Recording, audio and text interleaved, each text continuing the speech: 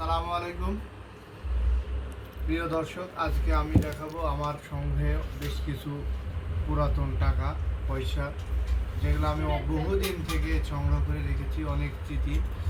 তো আজকে আমরা সেটাই আপনাদের দেখাবো। আমরা খুলতে চলেছি।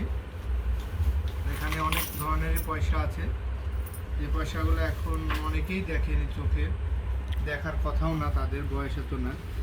তবে প্রথমে দেখাচ্ছি, এটা হলো 1 পয়সা। এটা বাংলাদেশ সরকার। আচ্ছা, পরেরটা দেখাচ্ছি, এটা হলো 2 পয়সা। এটা 1964 সালের পয়সা, পাকিস্তান সরকার।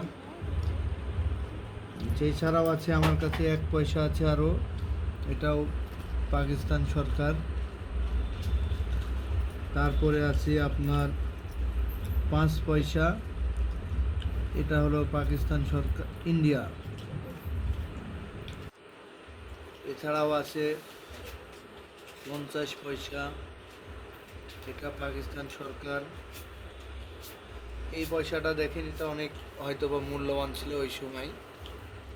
এই পয়সাটা আপনার হলো 1 কোয়ার্টার আনা, ইন্ডিয়া 1941, 1941 সালের পয়সা।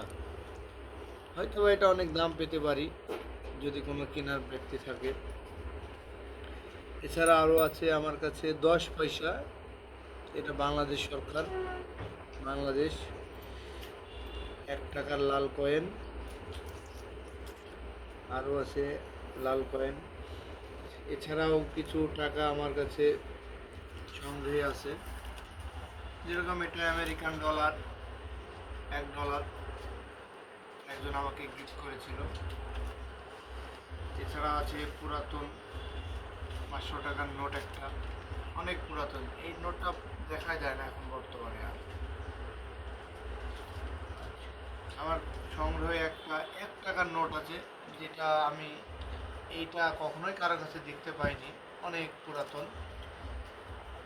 সাল কত এটা লেখা নাই, তবে এখানে দেওয়া আছে KM জামান, অর্থ সচিব, বাংলাদেশ সরকার। এছাড়াও আছে 1 টাকায় 4 হরিণ, 1 টাকায় 4 হরিণ। এই টাকাটা এখন আর পাওয়া যায় না তেমন। এছাড়াও আরও কিছু কালেকশনে আছে, যেরকম ইন্ডিয়ান 5 টাকা। আমি একবার গিয়েছিলাম ইন্ডিয়া